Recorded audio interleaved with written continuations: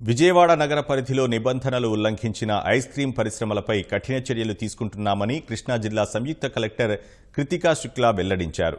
గత వారం పలు ఐస్ క్రీం తయారీ కేంద్రాలపై అధికార బృందాలు ఆకస్మిక దాడులు చేశారని, పలు కంపెనీలు అపరిశుభ్ర వాతావరణంలో తయారు చేస్తున్నట్లు గుర్తించామని ఆమె చెప్పారు. 3 తయారీ కేంద్రాలపై 50,000 రూపాయల చొప్పున జరిమానా విధించామని, పోరంకిలోని ఓ కేంద్రాన్ని మూసివేశామని కృతికా శుక్లా తెలిపారు. విజయవాడ సిటీలో చాలా ఐస్ క్రీమ్ ఫ్యాక్టరీస్ పైన 4 టీమ్స్ పెట్టుకొని వాళ్ళని అన్ని చోట సర్ప్రైజ్ ఇన్స్పెక్షన్స్ చేసుకోవడానికి చెప్పాము.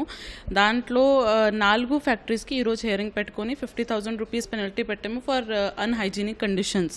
లాస్ట్ వార్నింగ్ వాళ్ళకి ఇవ్వడం జరిగింది. 1 వీక్ లోపల వాళ్ళు క్లీనింగ్ చేసుకొని అన్ని వాళ్ళ యుటెన్సిల్స్ కండిషన్స్ వాళ్ళు మార్చుకొని 1 వీక్ తర్వాత మళ్ళీ ఇన్స్పెక్షన్స్లో అది చూపించాలి. ఒక్క ఫ్యాక్టరీకి క్లోజ్ చేయడం కూడా జరిగింది. వాళ్ళు లైసెన్స్ లేకుండా పని చేస్తున్నారు. పోరంకి ఏరియాలో ఫ్యాక్టరీ ఉంది. కల్తీ లేకుండా చాలా ప్రజల ఆరోగ్యం కోసం మంచిగా వాళ్ళన్ని ప్రొడక్ట్స్ ప్యాకింగ్ చేయాలి. ఎక్కడైనా మాకు కంప్లైంట్ వస్తే వెంటనే యాక్షన్ తీసుకుంటాము. పెనల్టీ కూడా 2-3 డేస్లో పెడతాము. ఇది ఫస్ట్ టైం కాబట్టి 50,000 మాత్రమే వేసాము.